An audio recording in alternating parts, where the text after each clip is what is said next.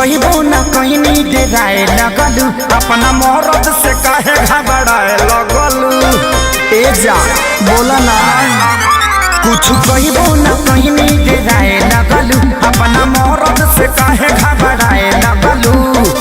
देलू दिया बुताई काहे पगलू अनहरिया।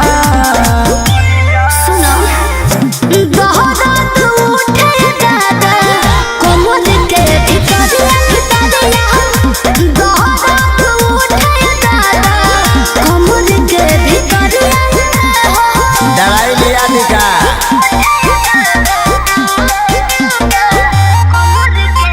Music by Arya Sharma.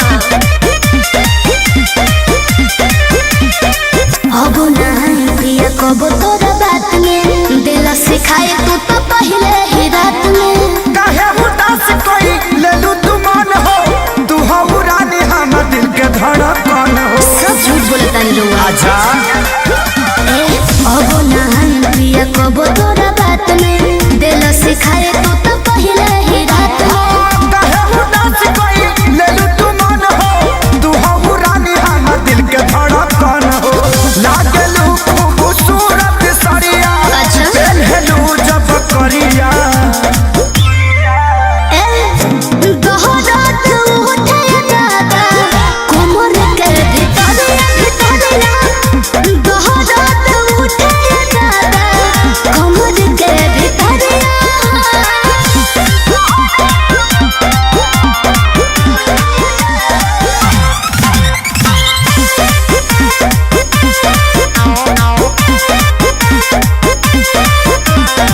कोमल बदन हमारो नियन गाल हो कैले प्रकाश बाड़ो तो वैसन हाल हो। सोनुआ संजय के कहला में आके कोई हम गलती रानी तो के ना जमा के। एहसास हो गई।